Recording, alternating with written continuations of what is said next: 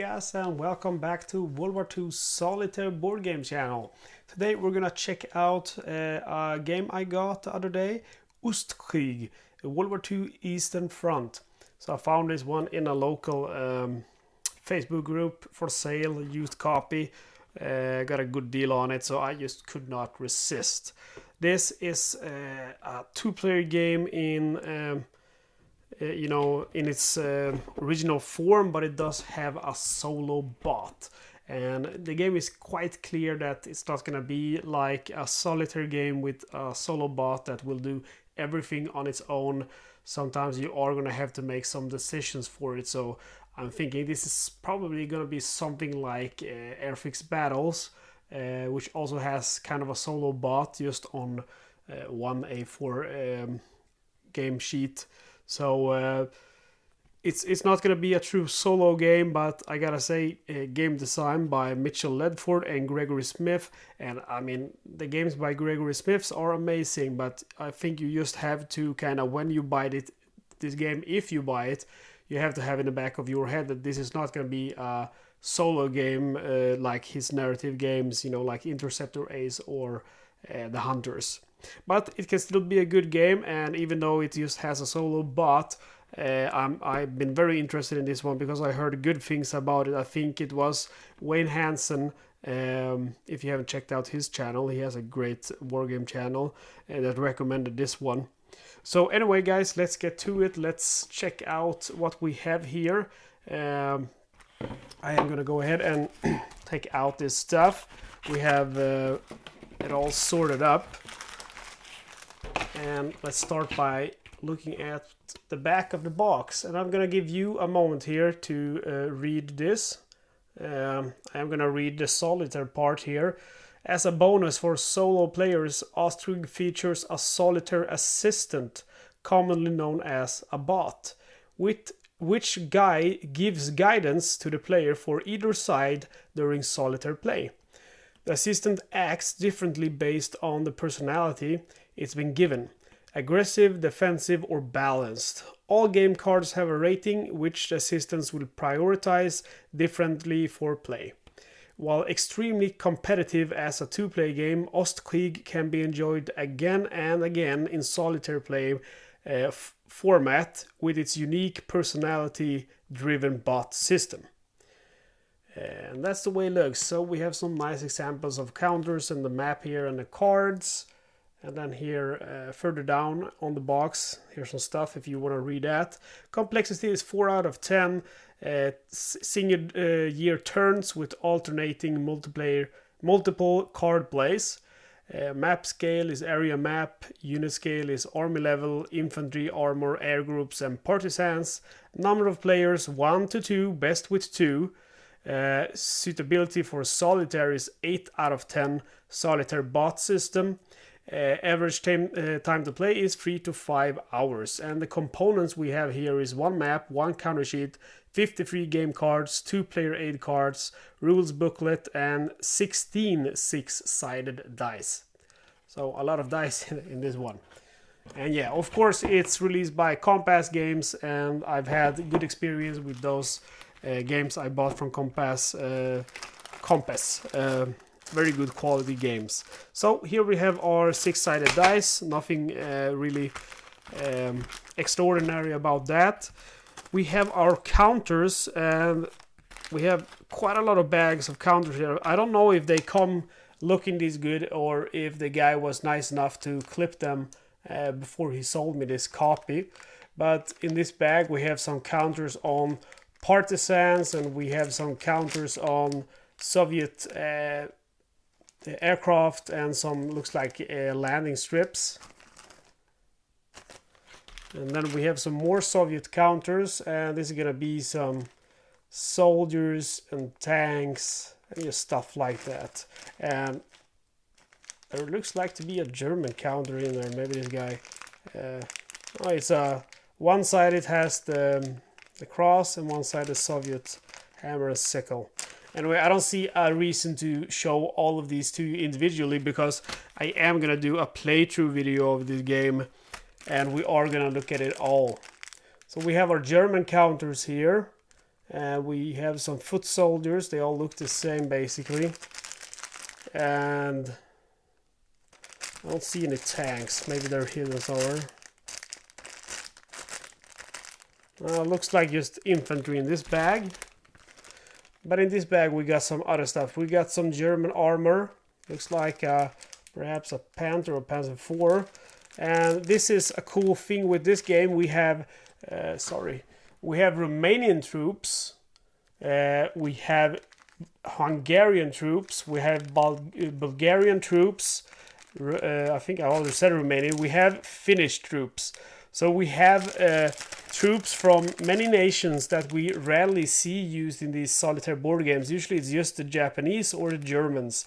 But in this game we will actually see the Romanians and the Hungarians and Bulgarians and the Finns. I believe there's also some other nation in here, perhaps the Italian. I'm not sure, but let's go through it. Yeah, I think maybe there are Italians in this, doesn't matter. And we have some more counters here, and this looks like to be some of those one side Soviet and one side German. How they work, I don't know, because I haven't read the rules, but I am gonna read the rules, and we are gonna do a playthrough video of this game once I've learned it. So we have our counters here, and it doesn't look like we have Italian infantry here. Bulgarian infantry, Romanian infantry, Hungarian infantry, and then we have Finnish infantry and German armor, German land, air, and German infantry with entrenchments and normal German infantry. And for the Soviets, all we have is Soviet infantry, Soviet partisans, Yugoslav partisans, and Soviet armor, Soviet land, air. So the rules don't seem very complex, because if you if you don't count the setup, if you go to the gameplay of the rules, there's just a few pages basically, and you can see here that there's a lot of, here's a combat example, all of the blue is examples, and here we have play examples. So basically the rules are not many pages at all. So it looks like quite a light war game. And I didn't catch, let's see, here's our solitaire rules, I guess. Yeah, so on page 20 we have our solitaire rules, and that's just basically a little bit more than half a page of rules. It's this, and then we have the designer notes. So very, very light on the solitaire rules there. Here we have our solitaire aid. And basically we have our strategic plan, and it looks like I said on the back of the box, we have aggressive, balance, and defensive stance. And in 1941, the Soviet plan is always defensive and Axis is always aggressive, and then it looks like you're going to roll a die to see what kind of stance they are going to have for that turn of the game. And we have some card play priority, card purchase priority, and annual priorities. So this does look very good. It does look quite similar to the bot used in Airfix Battles, which is the introductionary war game, or it calls itself that. Triggers solitaire handicap, so if the player wishes to give the non-player side a handicap to increase the difficulty of play, you have 3 different levels. And I love that. You know, I love that when you have difficulty levels. And we have a player aid card. National restrictions, partisan rules, sequence of play. And another player aid card. And then we have our map. So let's take a look at that. And this is gonna be my first game actually. I've done like almost 100 unboxings actually the last 2 years, but I think this is gonna be my first one that is so big, on such a big level. I think the largest level I played is the what's it called, Field Commander Rommel, where you have, for example, a big part of France and North Africa and a big part of Normandy. And so actually we have pretty much all of Europe here, you know, all the way from Russia to Berlin, and we even have Turkey here, Istanbul, Baku, and all the way up to Finland and Norway. So we even have Norway, and we can see neutral Sweden here. So this is the map of Ostkrieg. So very much looking forward to this one, guys.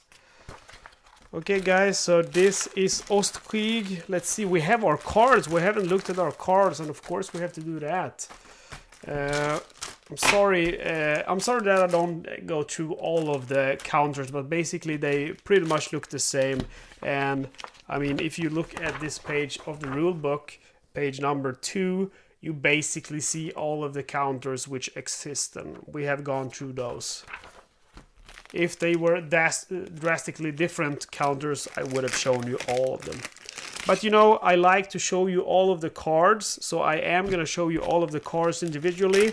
I will give you a second or two if you want to pause the video and really in detail read the card. But otherwise, I'm just going to keep going through them and just say what I think of them. So again, you know, I like period photos. I think it adds so much to the theme. Makes the games so much immersive. These are the Soviet cards also, obviously.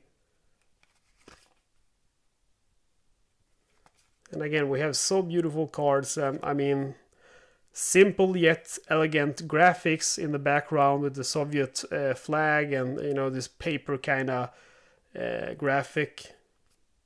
And the period photos, I love it.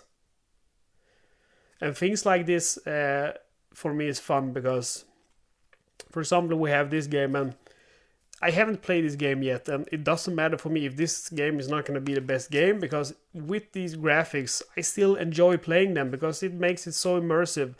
And then we have what I think is the best, I said it a few times, but the best designed solo game I ever played, which is Pavlov's House.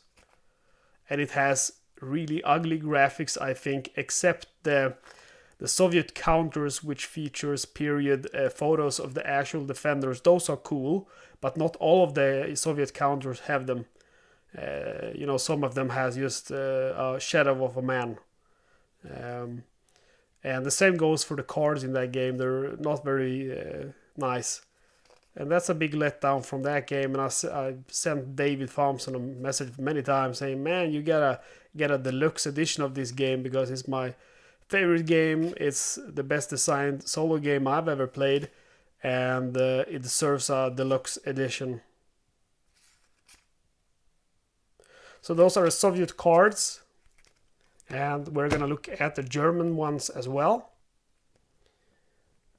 And again, we have some beautiful cards here. Beautiful with I can never remember. This is not an Iron Cross. It's called something else. It's a cross. It's some kind of imperial, I think, German cross. But anyway, the beautiful German flag, or Nazi German flag, and the beautiful graphics here with the kind of paper feel and period photos. Just very well done. Jet aircraft. Let's go. Volksgrenadiers.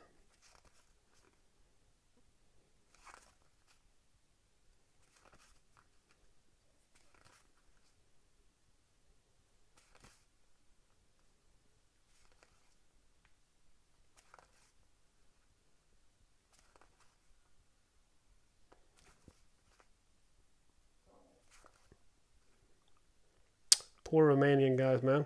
Think of all the Italians and Romanians that ended up on the Eastern Front.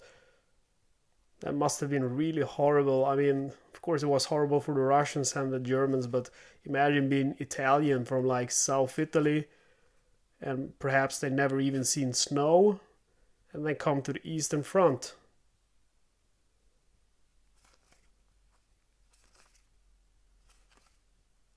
U-boats.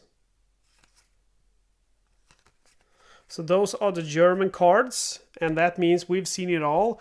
We've seen the map, we have seen the very beautiful playing cards of this game, we have touched on the counters of the game, and we've looked at the rules, which seem to be quite short, but in the same time it seems like good rules, and I do like very much that they went through the trouble and add a solo bot to this game.